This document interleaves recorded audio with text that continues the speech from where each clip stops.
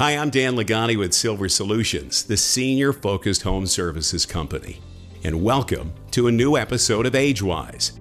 With every episode of the show, we try to make you smarter and better informed about something you'll need to know as you or your loved ones grow older.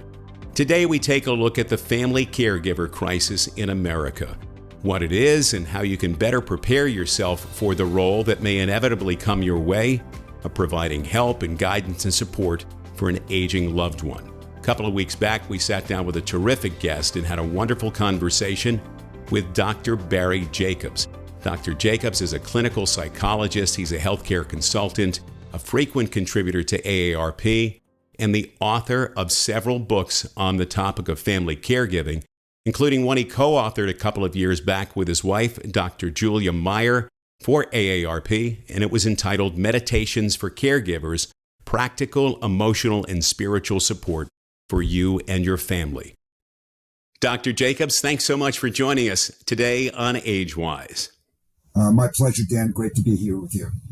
We're at such a fascinating moment in history. By the end of the decade, by the time we get to 2030, 30% of America will either be over the age of 65 or caregiving for someone who is. So we're talking about an extraordinarily large percentage of the population.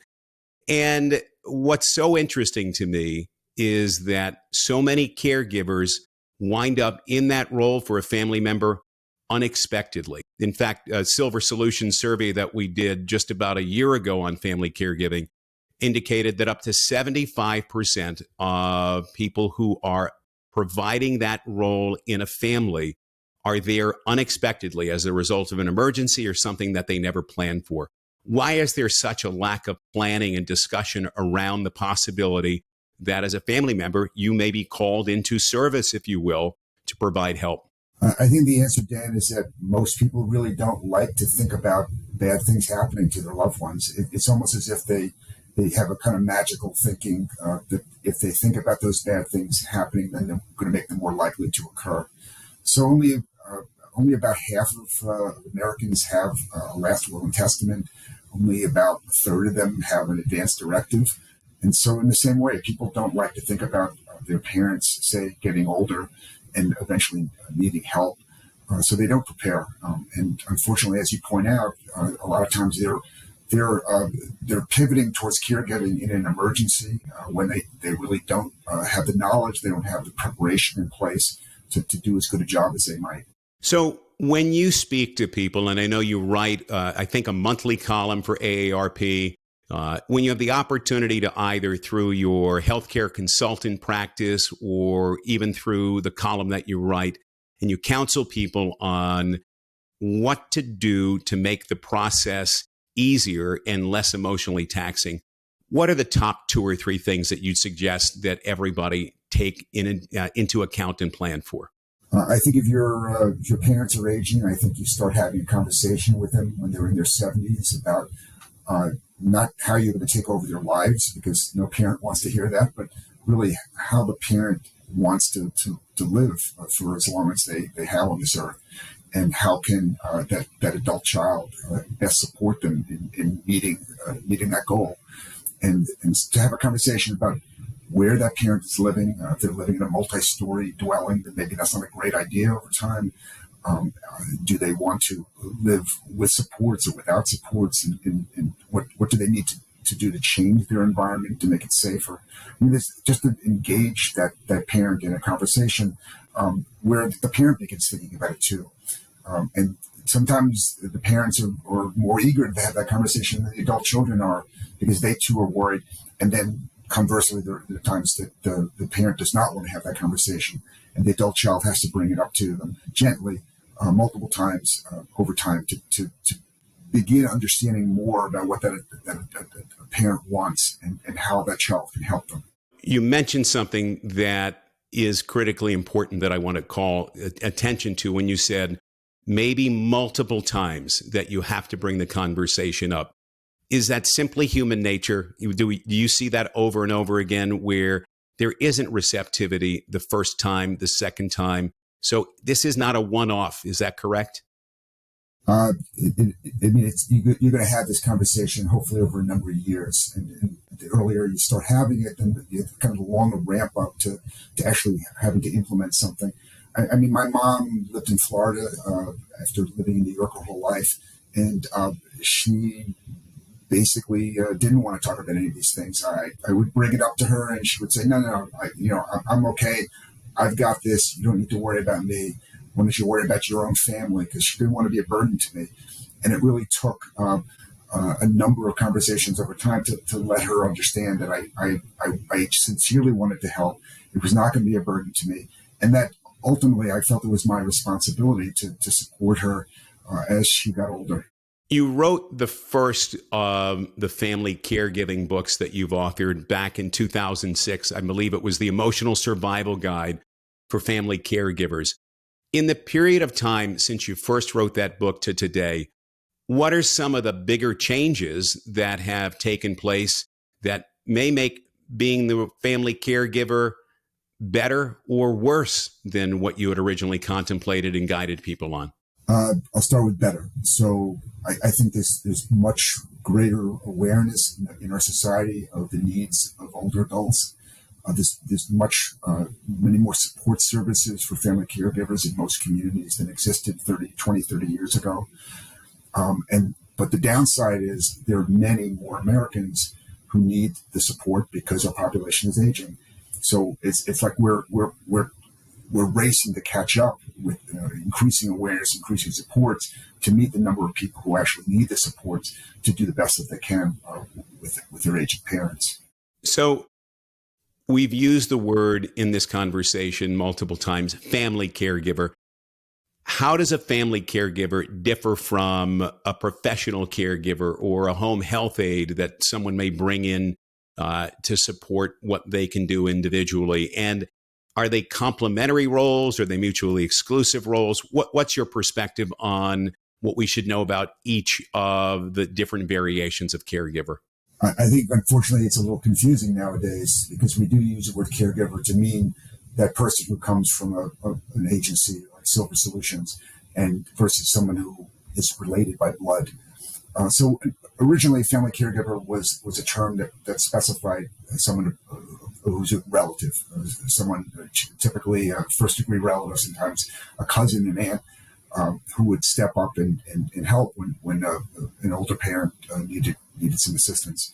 And originally, they were not getting paid at all. Nowadays, there are more opportunities for them to get paid, so we don't make that distinction. You think about the world that you work in, and I know that you provide counsel to families that have an aging adult and the great advice that you dispense around family caregiving.